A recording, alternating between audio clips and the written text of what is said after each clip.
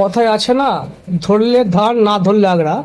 তাই পুরনো পুলটিকে সংস্কার করতে গেলে পাশ দিয়ে বাইপাস করলে হয়তো ভালো হতো, তাহলে আজ এই সমস্যার সৃষ্টি হতো না।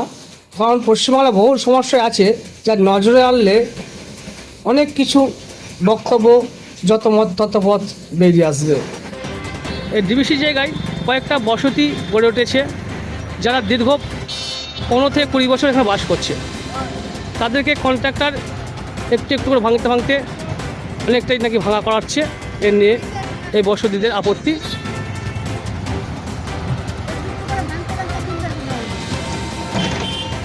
একটু করে ভাঙতে ভাঙতে 3বার ভাঙা হয়েছে।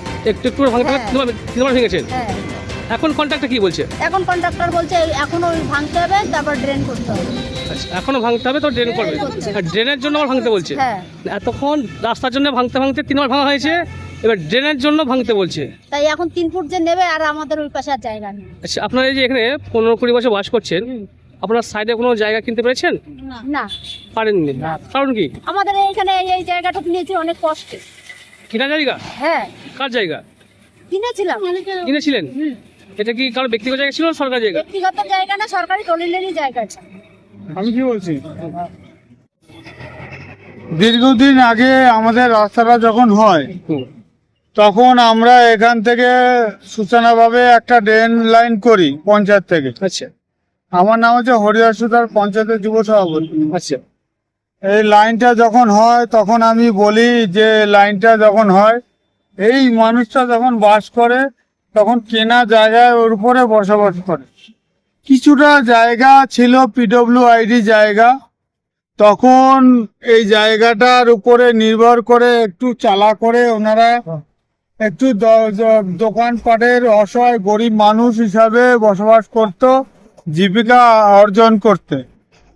কিন্তু আজকে সেটাও বুলডোজার দেখে ওরা বিচ্ছিন্ন করে দিল। কিন্তু এমন একটি গ্যাপ রইল এই জায়গাটায়, যখনও বাচ্চা বা এমনি গাড়ি চালক চলে যাবে সেই জায়গাটার উপরে নির্ভরতা করবে। এটা আমার বোনটার স্বামী নেই, বোনটার স্বামীটা দীর্ঘদিন ধরে মারা গেছে।